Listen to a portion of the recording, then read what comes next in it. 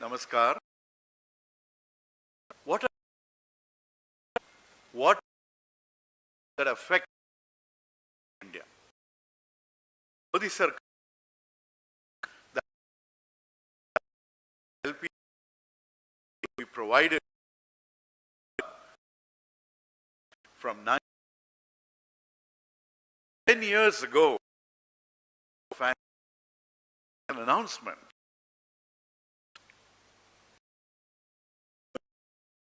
to dangerous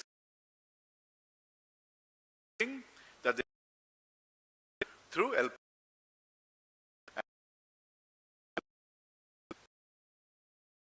for program here the 12th day second person swearing in time on the India.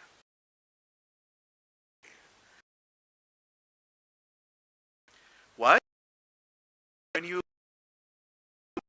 promises that have last dozen grand, the sorry is that none meaningful. What we have, a little accountability, an assessment made over and what is card. This was the act. Now we have two presentations.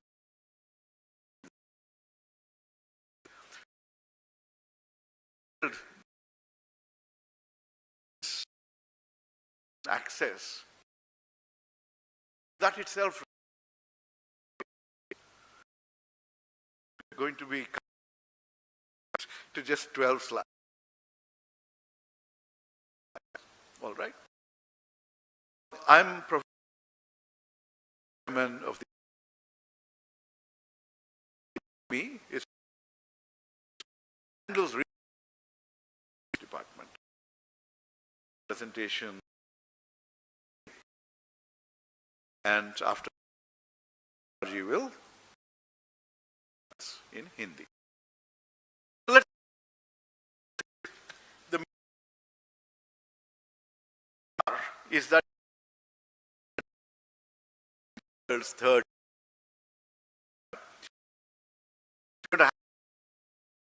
now 7 to the end. Basic point is the promise is that we will be a powerful economy globally. Yes, we will get there. We will be happy to get there, but not because of Modi Sarkar, in spite of Modi Sarkar. We were the 6th largest economy just a few months ago, but as a result of the collapse of the rupee against the dollar, under Prime Minister Modi's watch, we essentially are in a situation now where we've slipped from being the 4th largest to the 6th largest economy. Okay, let me correct myself. We were the 4th largest, now we are the 6th largest economy. And that is because of the weakness of the rupee, and that weakness of the rupee is a verdict on Prime Minister Modi's management of India's economy. The dollar is what has got stronger, the rupee has collapsed, and it is, well, I know Prime Minister Modi is ready to hit a century with, in terms of the rupee-dollar conversion rate. Now, this weakness is a double whammy, because part of it is because investors are running away from India. They have lost confidence in the Prime Minister's management of India's economy and his teams. And even if we want them to come back, seeing the collapse of the rupee, it makes it much worse for them to be able to recover their investments if the rupee depreciates the way it has been depreciating. Rupee under Prime Minister Modi is the worst performing currency in Asia, and he has on his team economists who make the statement, what happens? What does it matter if it becomes 100 rupees to a dollar? It is just a number. Okay? If this is the case, if this is the attitude of the government, everything is just a number. The number of, I'll show you a slide which says, one farmer dies by suicide every hour, or you will say then, oh, it's just a number. It's not a family being shattered. Okay? So that is the attitude, the callous attitude that really makes my blood boil when I hear somebody from the government talk in that manner. And investors, if this was the fastest growing economy, then why are investors fleeing? Why are they not putting in more money into this growth story? 2.1 lakh crore is the amount of money that has been pulled out of India in the 5 months of this year, of this calendar year. Okay? Last year, it took practically the whole year for that much to go out. Now, it's moving out very, very rapidly, and this is a shame. Now, you also know that the Prime Minister kept talking. Just go back to the previous slide, please. Yeah. This slide is talking about what you and I experience. The price of LPG, the price of petrol, the price of diesel, the price of milk, the price of pulses. Everywhere you will see that the price has, LPG cylinder was 410 per cylinder when the UPA was running the government. And after that, in spite of oil prices dropping dramatically, today the price of a cylinder is 913.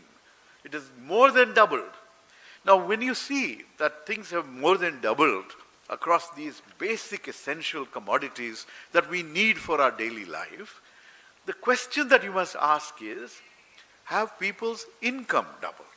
If people's income had doubled, then this is not a problem, right?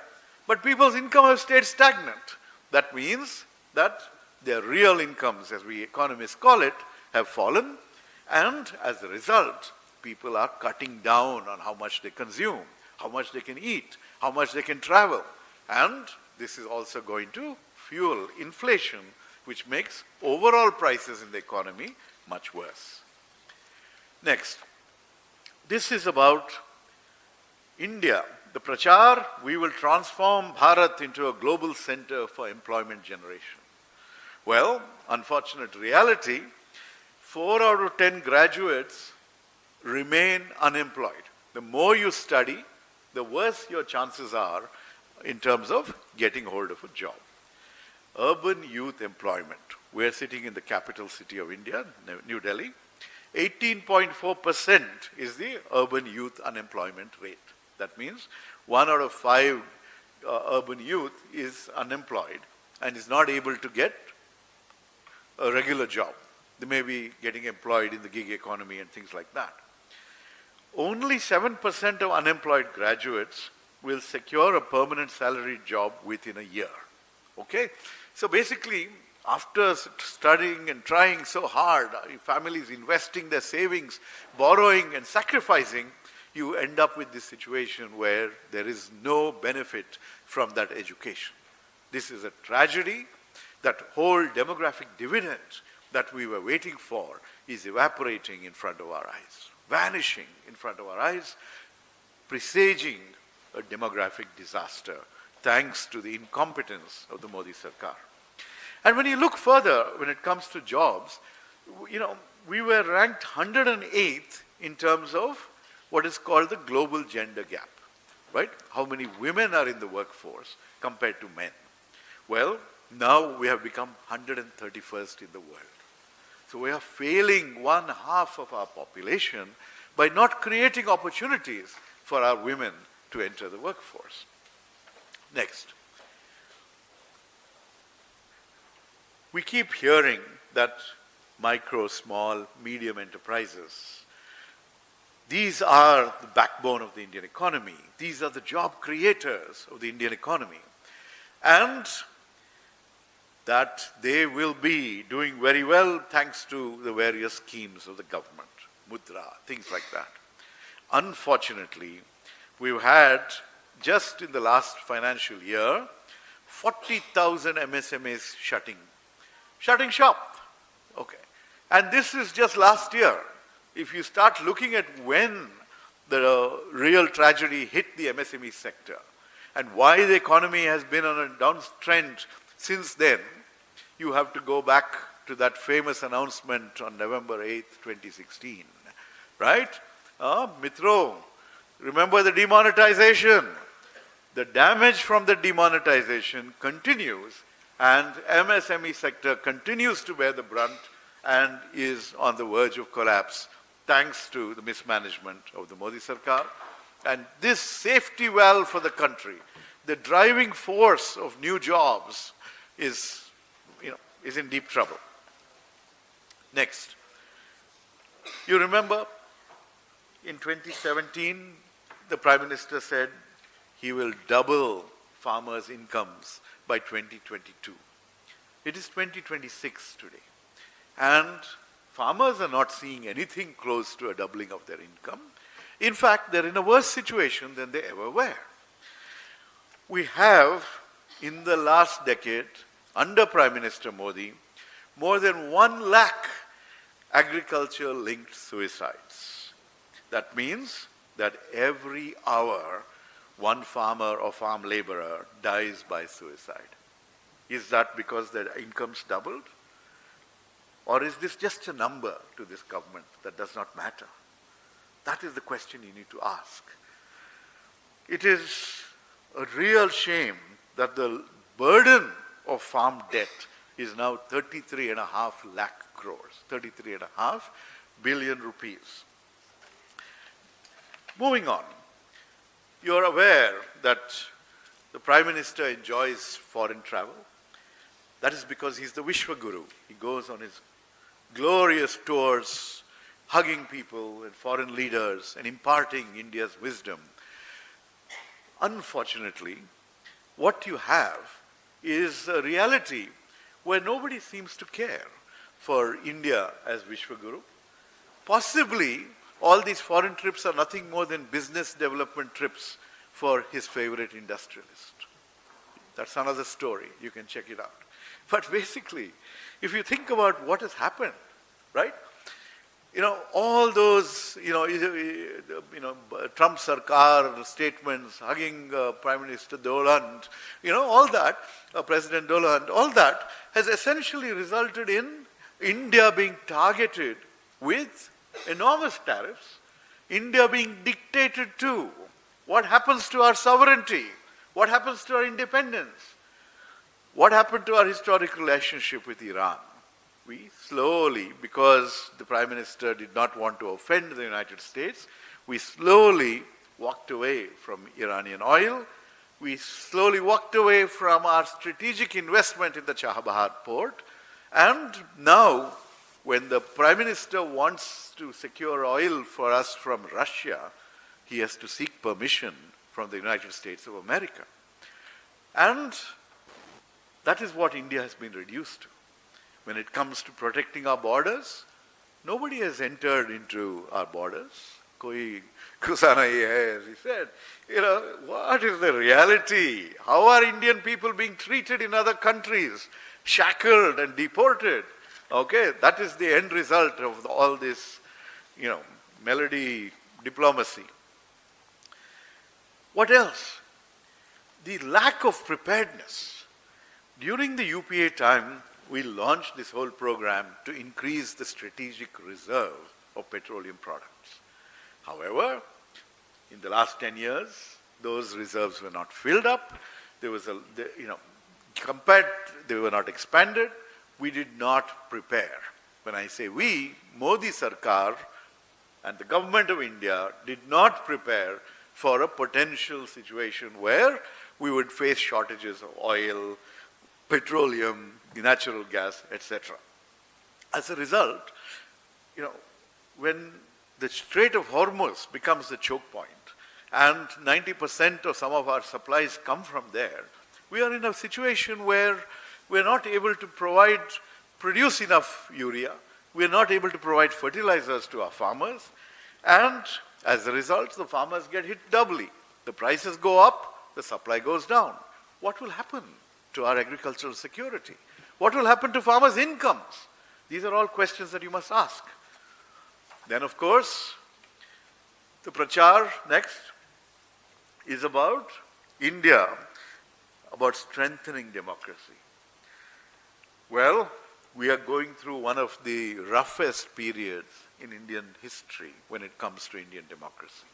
When the Election Commission, which is now appointed by purely a majority of government appointees, not necessarily giving the leader of the opposition a real say, by changing the Chief Justice and putting in a cabinet minister in that selection committee, you now have people running the Election Commission who, instead of seeing their responsibility as ensuring that every Indian can vote, they see their responsibility as harassing every Indian and making sure that they can exclude as many people as they want. This is a tragedy for Indian democracy. We have seen lakhs and crores of people essentially being deleted, voters, and you also have institutions that are supposed to safeguard our voters who say, what does it matter? They will vote, they'll miss one election, it doesn't matter. No, it matters. Because every single citizen has that right to vote, has a right to make a decision on who to select as their leader to run the government. And when you have 47 lakh people, 59% are women in Bihar, deleted, because of the demand for various kinds of records, which none of them are able to produce easily.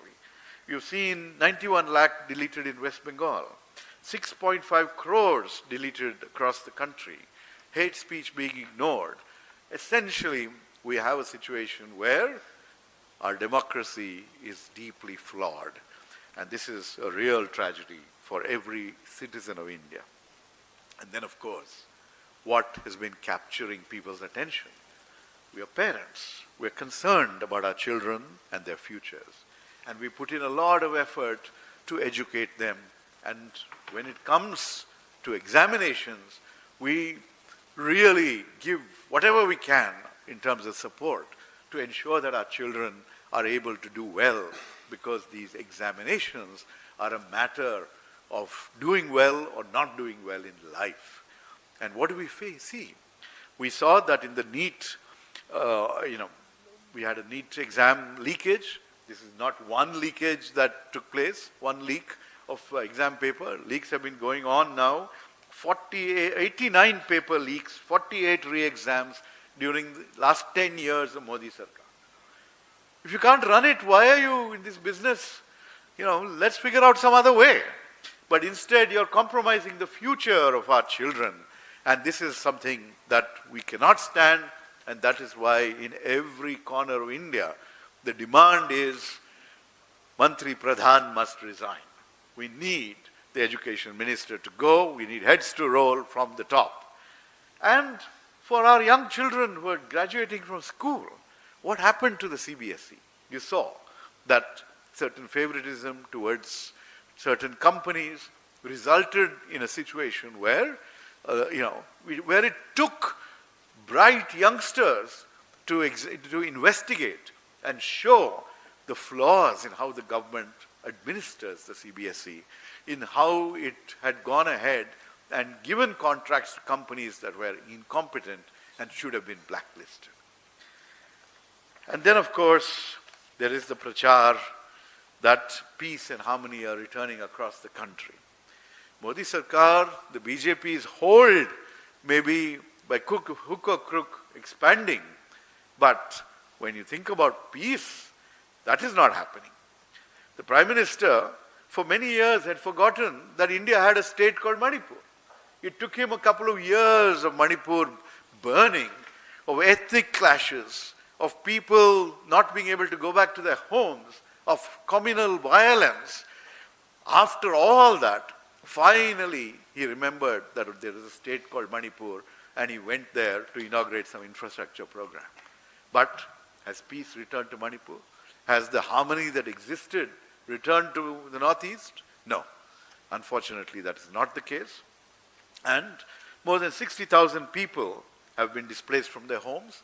More than 260 people have been killed in Manipur, and violence is not ending. Next. Well, in the very first speech of Independence Day speech, I think, if I recall right, the Prime Minister talked about creating smart cities. And the smart cities were supposed to, there were 280 projects, which were, the deadline was 2023. But 280 plus of these projects have still not been completed. Their cost estimates have gone up. There's nothing smart about them. And the end result is the urban transformation that we urgently require has just not happened. Instead, what we have is a pollution crisis. In winter, all of you who live and work in Delhi, for example, really have to put on your masks. And otherwise, your life is going to be shortened. If you were to raise this question to the Union Environment Minister, what would he say? He would reply that, oh, there's no connection between health and air pollution. Please go ask the medical experts. They will show you how many lakh people's lives have been shortened as a result of that same air pollution. And what has the government done?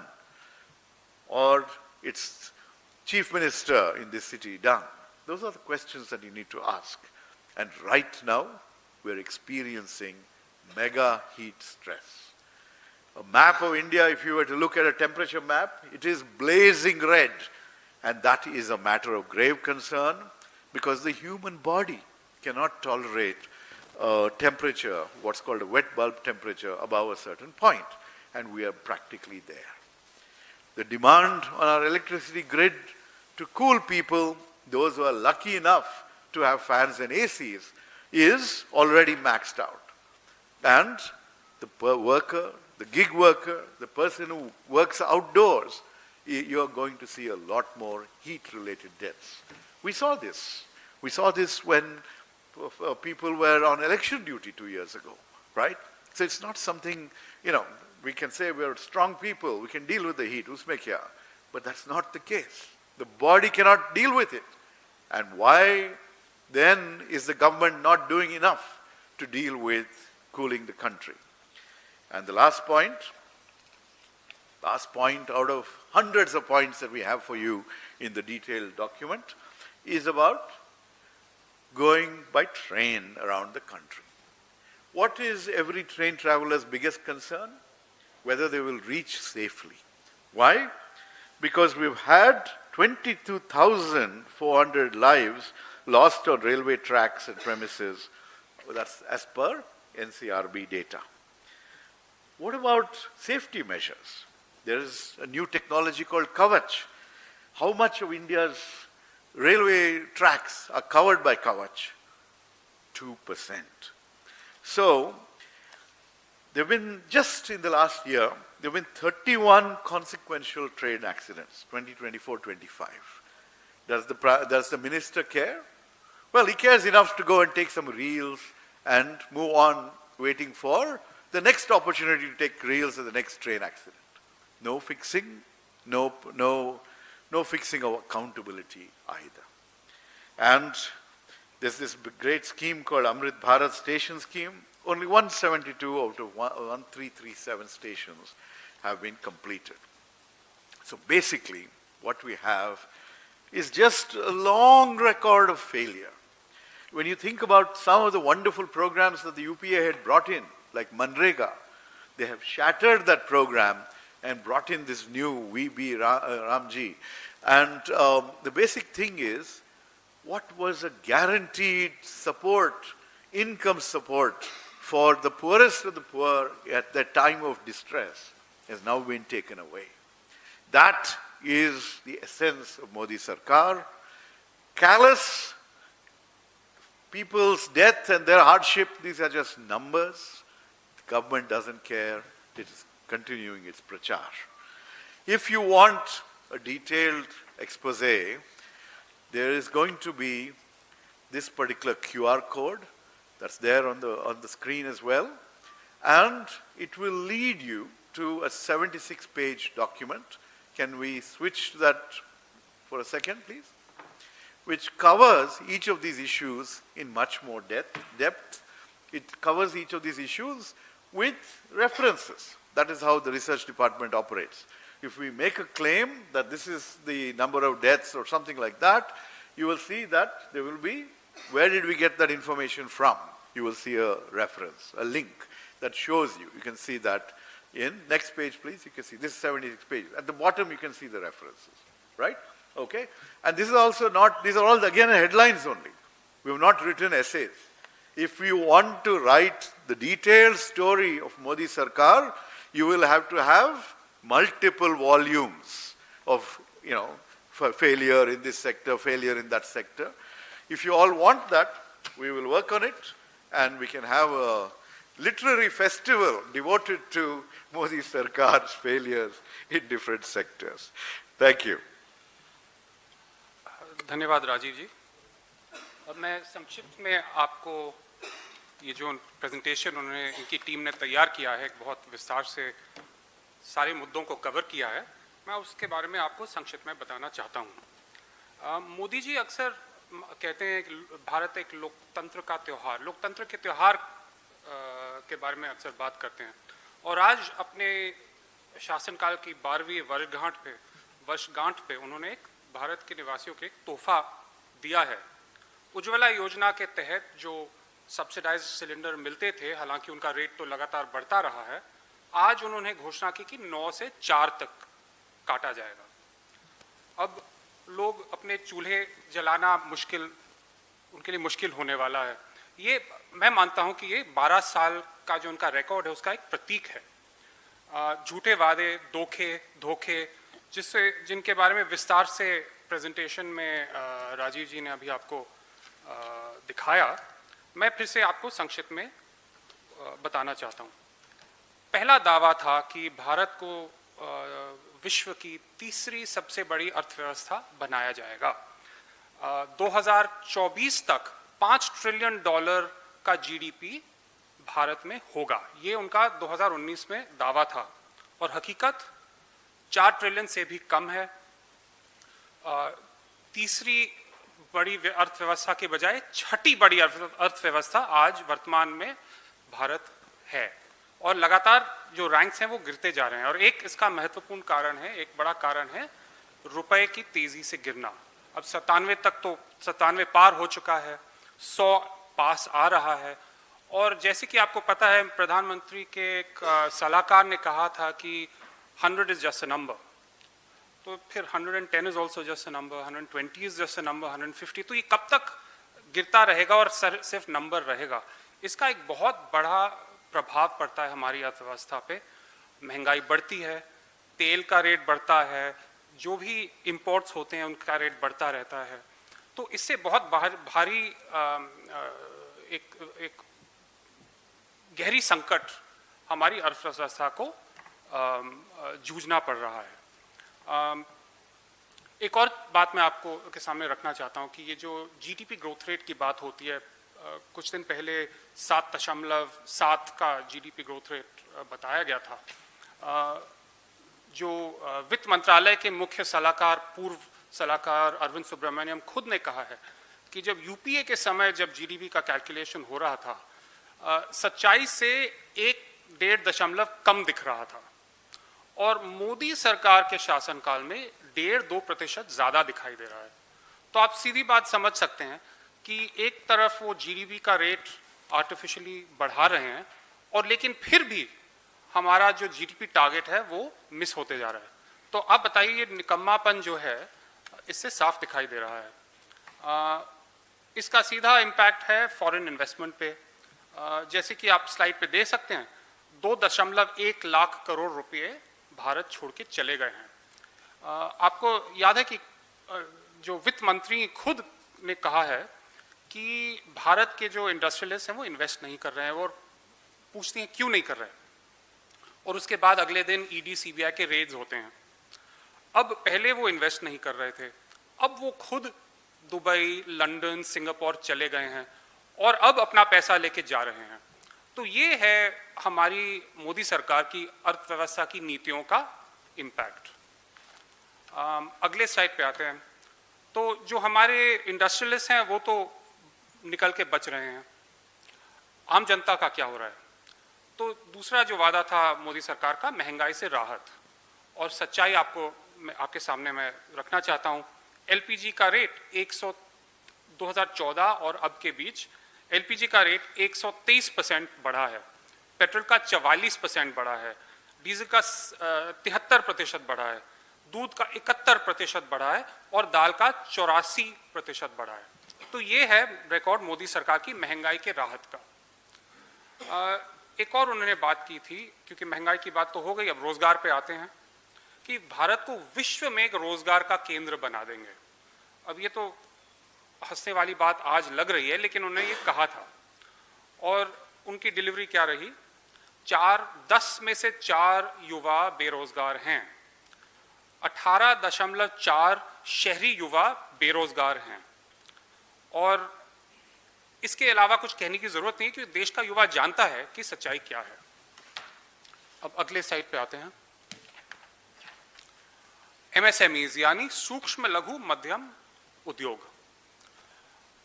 आपको आश्चर्य होगा कि पिछले साल 40,000 MSMEs बंद हुए, उनको दरवाजा बंद करना पड़ा, उनके सारे वर्कर्स जो भी थे उनको छोड़ना पड़ा, और 3 साल पहले 6,222 थी ये संख्या, अब 40,000 एमएसएमईज बंद हो चुके हैं। उन्होंने अनेक घोषणाएं की थी, उन्होंने कहा था मुद्रा योजना, फलानी योजना, बहुत चीजों के बारे में बातचीत हुई, दावा हुआ था, और हकीकत है कि 40,000 एमएसएमईज बंद हुए पिछले साल। और जो 99% जब अर्थव्यवस्था में प्रगति तभी होती है जब छोटे जो बिजनेसेस हैं वो बड़े हो जाते हैं, जैसे कहते हैं स्केल अप हो जाना, और 99% जो एमएसएमईज हैं वो छोटे के छोटे रहते हैं, ना उनको पैसा मिलता है, ना उनको ट्रेनिंग मिलती है, ना उनको सपोर्ट मिलता है, तो इसी कारण वो वहीं के वहीं रह जाते हैं।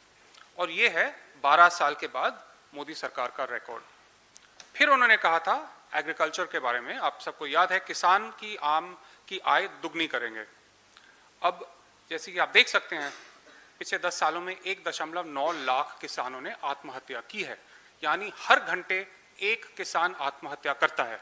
अब इसका क्या कारण हो सकता है? अगर उनकी आय बढ़ रही है, अगर उनकी जिंदगी खुशहाल है, तो ये क्या देखने को मिलता? बिल्कुल नहीं। तो ये एक और धोखा कि भारत के किसानों पे किया गया है, जिसका कोई जवाब भारत सरकार के पास नहीं है। फिर पहुंचते हैं विश्व गुरु। भारत को विश्व गुरु के स्तर पर लिया जाएगा जैसे प्राचीन काल में था। अब मोहन भागवत जी भी नहीं मानते कि भारत विश्व गुरु है, ये तो साबित हो चुका है। भारत जो अभी ईरान, यूएस और इजराइल के बीच में जो युद्ध हुआ था, उसमें भारत का क्या लेवल है वो साफ दिखा। बिना सोचे समझे मोदी जी इजराइल गए थे लड़ाई के 2 दिन पहले। जब युद्ध शुरू हो गया, पाकिस्तान बीच में घुस गया, भारत का नामो निशान नहीं था। जो उनके अलग अलग मित्र हैं जिनसे पप्पी झप्पी की है कई सालों से, उन्होंने इनसे कुछ सलाह नहीं ली। और जब युद्ध हो रहा था, मोदी जी ने क्या किया? शांत रहे, चुनाव प्रचार में रहे, प्रचार प्रसार हो रहा था, कुछ नहीं कहा कि अर्थव्यवस्था पे इसका क्या इम्पैक्ट होने वाला है। और जैसे ही चुनाव खत्म हुए, उन्होंने क्या कहा? 1 साल सोना मत खरीदो, पेट्रोल डीजल का इस्तेमाल मत करो, घर से काम करो, खाद बचाओ, और देश के बाहर मत, छुट्टी के लिए मत घूमो। और फौरन अगले दिन जहाज में बैठे और उनकी अपनी आयावारी शुरू हो गई। 500 करोड़ का खर्च हुआ है उनके फॉरेन ट्रिप से 2021 और 25 के बीच। इसे ये कहते हैं ऑस्टेरिटी। तो ये उनके फॉरेन पॉलिसी की यही हालत है। अब जो ये युद्ध हुआ और हॉर्मुज का स्ट्रेट अभी भी बंद है जैसे आपको पता है, तो ना एलएनजी आ रहा है, ना एलपीजी आ रहा है, ना कोई पेट्रोलियम आ रहा है। और इसका क्या असर पड़ेगा इंडिया पे? तो पहले उन्होंने अगले स्लाइड पे आते हैं, उन्हें कहा था कि भारत खाद के उत्पादन में आत्मनिर्भर होने वाला है। और सच्चाई ये है कि जो LNG है, जिससे खाद यूरिया बनता है भारत में, क्योंकि भारत में यूरिया का उत्पादन होता है, वो 25% कम हो चुका है। और जो गैस की कमी के कारण जो 25 लाख टन यूरिया का उत्पादन होता था, मार्च में 15 लाख तक घट गया है। तो इसका सीधा असर हमारे किसानों पे पड़ने वाला है और आने वाले महीनों में आप ये देख सकते हैं। तो एक तरफ सप्लाई कम हो रहा है, एक तरफ रेट बढ़ रहा है, तो इसका हर एक देख सकता है कि इसका क्या होने वाला है। फिर आते हैं शिक्षा पे। अब मोदी सरकार ने कहा था कि शिक्षा का आधुनिकीकरण किया जाएगा 21वीं शताब्दी के लिए, और सच्चाई क्या है? पेपर लीक पे पेपर लीक, चाहे नीट हो, CBSE का तो आपने देखा ही है, ऑन स्क्रीन मार्किंग का क्या इम्पैक्ट पड़ा है, बच्चों के भविष्य के साथ खिलवाड़ हो रहा है, टेंडरिंग पे घपला है जो कि CBSE के टेंडरिंग में था। तो ये सब, अब इससे ज़्यादा कहने की क्या ज़रूरत है? 89 पेपर लीक्स, 48 री एग्जामिनेशंस पिछले 10 साल में।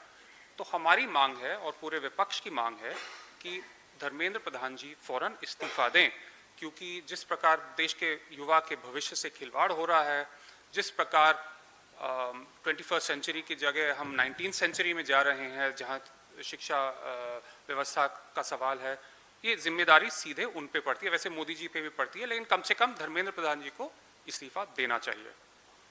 अब और क्या कहा था मोदी जी ने? लोकतंत्र को मजबूत करेंगे है, और सच्चाई क्या है ये भी हम जानते हैं। अब आपको याद है 2024 में बाल बाल बचे, महाराष्ट्र में, हरियाणा में, यूपी में बुरी तरह हारे। तो फिर क्या हुआ? कुछ ही महीने बाद हरियाणा और महाराष्ट्र में अचानक जो राज्य का चुनाव था वहां जीत गए। ये अचानक कैसे हुआ? वोट चोरी। ये राहुल जी और हमारी कांग्रेस पार्टी ने साफ दिखाया है कि कहां से फर्जी वोट इकट्ठे हुए, कहां फर्जी वोट डाले गए और इसका क्या नतीजा था। तो फिर वोट चोरी पे पकड़े गए, तो अब क्या करें? पहुंच गए इलेक्शन कमीशन, अपने जो पसंद के लोग हैं उनको वहां रख दिया, और शुरू हो गया SIR, special intensive revision. West Bengal में 91 लाख वोटर काटे गए, बिहार में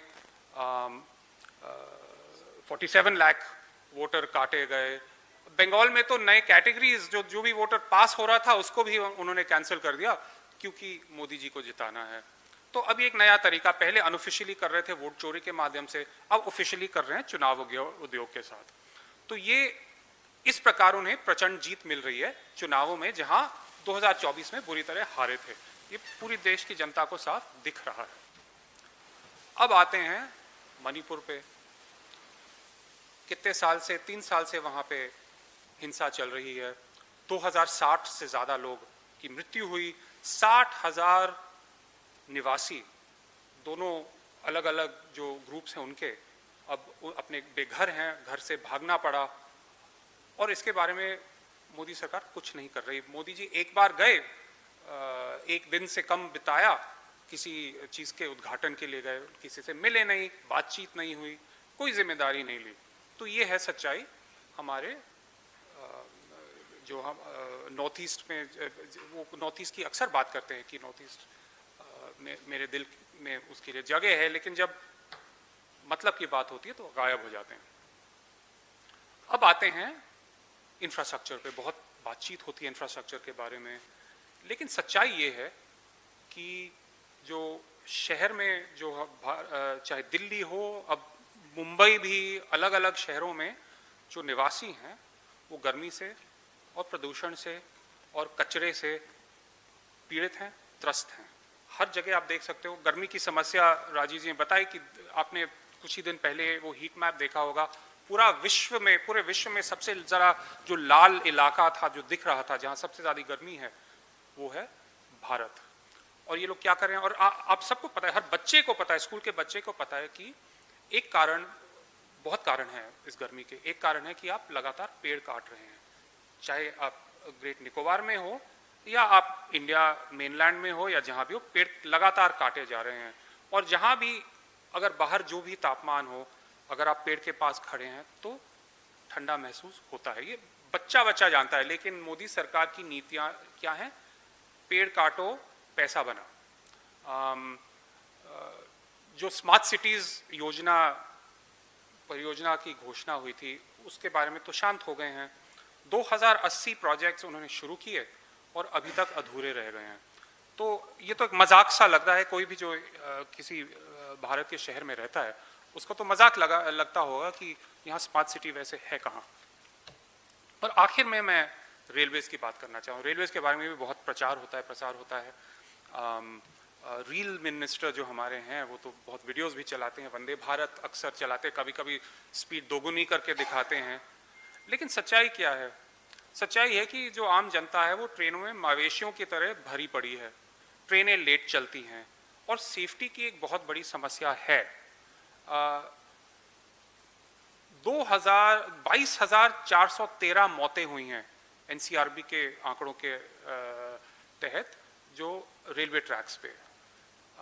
2024-25 में 31 दुर्घटनाएं, जो महत्वपूर्ण दुर्घटनाएं होती हैं रेल की, वो हुई हैं और काफ़ी वीडियोस चले हैं डीरेलमेंट्स वगैरह के। जो कवच सिस्टम है जिसके बारे में भी बहुत वीडियोस चलाए हैं सरकार ने, सिस्टम अच्छा है लेकिन सिर्फ 2% ट्रैक्स पे लागू है। मतलब कि जो 67,700 किलोमीटर के ट्रैक्स हैं उस पर कोई सेफ्टी इक्विपमेंट इस प्रकार का नहीं है। तो ये है मोदी सरकार की सच्चाई। बस आपके सामने हमने कुछ ही आंकड़े पेश किए, कुछ ही बातें रखी हैं। पूरा विस्तार से आप हमारा रिपोर्ट देखिए, उसमें पूरी बात गहराई से आप देख सकते हैं। और मैं प्रोफेसर राजीव गावड़ा और उनकी टीम को बधाई देता हूं कि इतना अच्छा रिपोर्ट उन्होंने तैयार किया है और लोगों के सामने रखा है। धन्यवाद।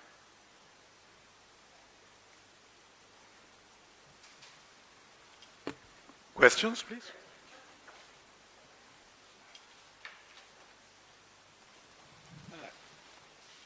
Thank you, sir, for your detailed presentation. Myself, Manoj Kumar from Reuters News Agency. So, sir, in your presentation, you said broadly, like on the economy front, the government has not done enough. So, as reflected in almost doubling of the trade deficit, rupee depreciation, capital outflows, and now high unemployment and the high inflation rates, while the economy is slipping to 6th rank globally from 4th rank. So my question is, sir, as a responsible opposition of the country and with your background of both like Professor Gowda, like so being even on the RBI's board earlier, and now like so heading this professional Congress, and you, Amitabh Dubey, you with the background of you with Eurasia Group and other forums. So in your view, what needs to be done at this critical juncture and what suggestions you could offer? Thank you. You should change the government. That is the first point to make. So I'll just respond. Anyway, the basic point is, why take the foreign investment that is fleeing in India? Okay, why is investment not happening? Our own industrialists are not investing, and foreign investors are also moving away. Our own investors are not investing because one reason is crony capitalism. If you if you bid for something and you are competing with the two favorite industrialists of this government, then something will happen to you. You will be raided. You will find yourself in trouble. As a result, people figure, our own industrialists figure, it is better to go invest abroad than to be under this regime, which will find a way to snatch whatever you have and give it to their favorite industrialists. Just that's one point. Second, from 2014, I've been arguing, Mr. Jaitley was finance minister, I was in the Rajya Sabha at that time, and I would keep telling him, you've got this bonanza, this lower prices of crude oil. Pass on those lower prices to the people. This will put more money in people's hands, let them consume more, and this will boost the economic growth. Instead, the government made sure that they added more taxes, excise duties, and they haven't stopped doing that.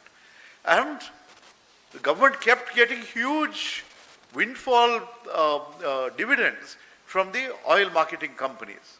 Now, after 10 years of doing that, 12 years of doing that, when things are things are worse, you are suddenly saying, let's make the people pay. Let's hike the prices on them. If you keep hiking the prices of these essential commodities, you will find that growth will slow down. It will reverse. So please don't do that. Swallow that bitter pill for a little while, because you've been enjoying the fruits, okay? So these are just some examples, one or two examples of how the economy could be turned around. I'll just add, I am obviously in full agreement with that. One of the challenges is urbanization, the movement of people from rural to urban. No jobs are being generated for these people. That is one reason our cities are in bad shape. That is one reason the rural sector is in bad shape.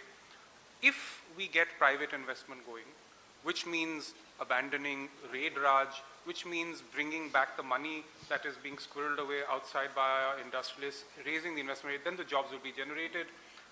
And the second point I would just make is social capital, that the Indian dream has fallen short because health and education is not seeing the kind of investment it needs and the quality it needs, and we are seeing that every day. So these are the few things that are so obvious to do, but it's a puzzle why the government is not doing them. Yeah, just when he mentions social capital, I want to point out that people hesitate to invest in countries where there is division and violence and hatred. And if anything has increased very much under Modi Sarkar, it is division, hatred, violence, the lack of the rule of law. When you have bulldozer Raj, when you have all this, people realize that this is not, that this is what is on the surface is not the reality. Let us stay away from such dangerous places. Sir, I have two questions. One is that the government has planned a series of events on its completion of 12 years. So what is your response to these events in times of an economic situation which is unfavorable, as you've pointed out? And the second question is that often the argument given from the government side is that though the prices are going up, prices of gas cylinder has increased, but it is better, comparatively better. We are doing better when compared with other neighboring countries or other countries. So what is your response to that argument? Thank you. Our Indians' per capita income has fallen below that of Bangladesh. So that's just one illustration. But, this notion that they are going to be celebrating 12 years, that they're going to do anyway, though it's all prachar, right? And just keep people deluded, people distracted, just new slogans, Atmanirbhar, okay? Things like that, okay? Every time some new slogan will come, some new distraction will come. This is one more. But people are seeing the reality. And actually, I must say that even in the world of the media, which had become a place where everyone was self-censoring, and no one would criticize this government, no one would cover our criticism in a proper manner, today you're seeing everyone talking about things are not so good anymore, what is going wrong, things like that. So slowly, people are getting a little bit more courage to explain, to show that the emperor has no clothes. Essentially, this is what, let them keep doing their prachar. People's lived reality is different. As a responsible opposition, our job is to expose this government's failures and show people that if the price of every essential commodities has doubled and your income has not doubled, then you're in deep trouble. This is happening. Look at people's savings. Look at people's debt burdens. Everything has gone up. So people living through that, and to distract them, all this drama. Sir मैं मोहित दुबे हूँ ABP news से। जो भी मुद्दे आपने उठाए हैं press conference के माध्यम से, ये बड़े मुद्दे हैं और इन मुद्दों को ज़मीन पर लेकर जाना, जनता को बताना, जनता को समझाना बहुत ज़रूरी है। इसको लेके कोई पार्टी की रणनीति है कि ज़मीन पे कैसे लेके जाएंगे, महिलाओं को, पुरुषों को, युवाओं को समझाएंगे? पार्टी की कोई है रूपरेखा? देखिए, ये जो मुद्दे हमने उठाए हैं काफ़ी समय से हम उठा रहे हैं, और मेरा मानना है कि अब जो आवाम है, जो जनता है, उनको अच्छी समझ आ गई है कि उनकी जो, जैसे प्रोफेसर गार्डनर ने कहा, लिव्ड रियलिटी, उनका अपना अनुभव क्या है अब सब दिख रहा है। जब आप गैस का दाम बढ़ा देते हैं, जब आप सिलेंडर काट देते हैं, तो हमें बताने की ज़रूरत नहीं है, लोगों को दिख जाता है कि क्या हो रहा है। और आजकल सोशल मीडिया पे हमारा पूरा प्रचार चल रहा है। अब नेशनल मीडिया भी ये दिखा, जो अक्सर जो हमारे मुद्दे उठाती नहीं है, अब ये जो मुद्दे हैं वो नेशनल मीडिया भी, मतलब जो नेशनल मीडिया के कई लोग हैं, मैं गोदी मीडिया की बात कर रहा हूँ, वो भी अब दिखाने को मजबूर हो रहे हैं, क्योंकि उनके जो व्यूअर्स हैं उनको भी महसूस हो रहा है कि ये सब हो रहा है। तो मेरा मानना है कि इसकी जानकारी अच्छे से लोगों को पहुंच रही है और हम इस पे प्रयास करते रहेंगे। One second, as you've seen, the NSUI, for example, on just the issue of how the education sector is being, the failures of the government in the education sector, you've seen massive protests across the country, right? So that's an example of hitting the streets and spreading the word. Yes, madam.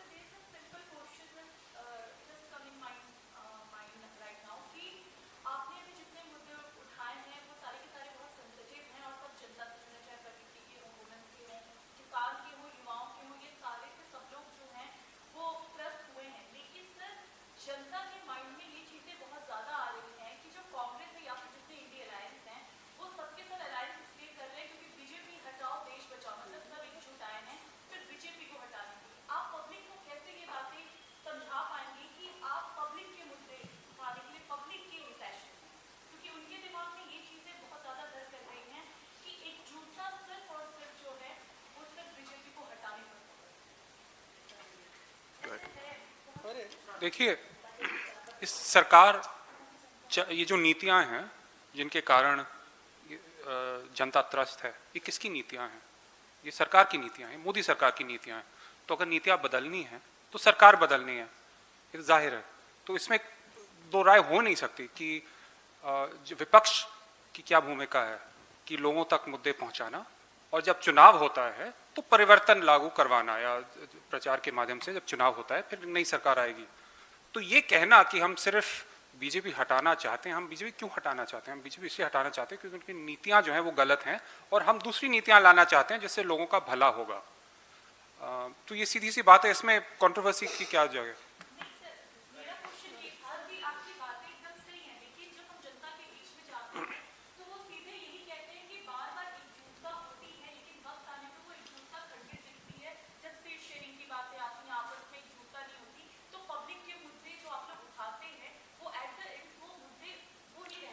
ये आप कह रही हैं, public कह रही है, लेकिन हम भी पब्लिक से मिलते हैं, वो उनकी अलग अलग व्यूज होते हैं। और आपने देखा 2024 के चुनाव में पूरा इंडिया गठबंधन एकजुट होकर लड़ा, जहां भी बात नहीं बनी वहां भी अच्छे नतीजे आए।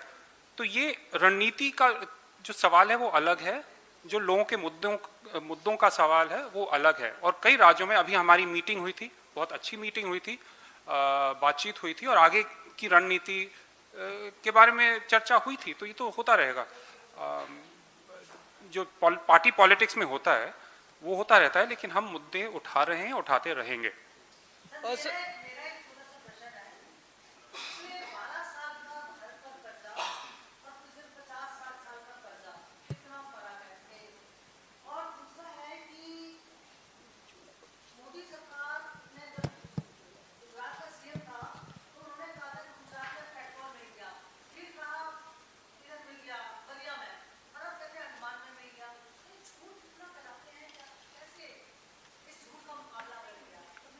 देखिए, जो कर्जा का सवाल है वो स्टेटिस्टिक्स तो इनकी टीम के पास है, वो तो दे सकते हैं, लेकिन सीधी बात है कि जितना अभी भारत का कर्ज है वो उसके कई गुना ज़्यादा है पिछले 70 साल के हिसाब से। अब दूसरी बात है कि क्या था सवाल? हाँ, गुजरात। देखिए सीधी सी बात है कि लोग कहते हैं फ्रीबीज की चर्चा होती है। सबसे ज़्यादा फ्रीबीज मोदी सरकार, चाहे गुजरात के राज्य में हो या केंद्र में हो, अपने उद्योगपतियों, अपने करीबी उद्योगपतियों को दिया है। और गुजरात में तो जीएसपीसी पब्लिक सेक्टर था, लेकिन वहां 20,000 करोड़ रुपए खर्च हुए, गायब हो गए, और एक बूंद गैस या कुछ नहीं मिला। कुछ नहीं मिला।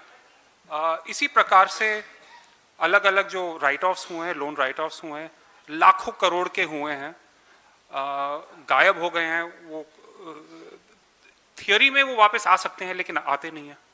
तो ये तो पूरा उनका क्या कहते हैं, बिलियनर एम्प्लॉयमेंट स्कीम उनका चल रहा है, और जो आम जनता है उसको ज़्यादा कुछ मिल नहीं रहा है।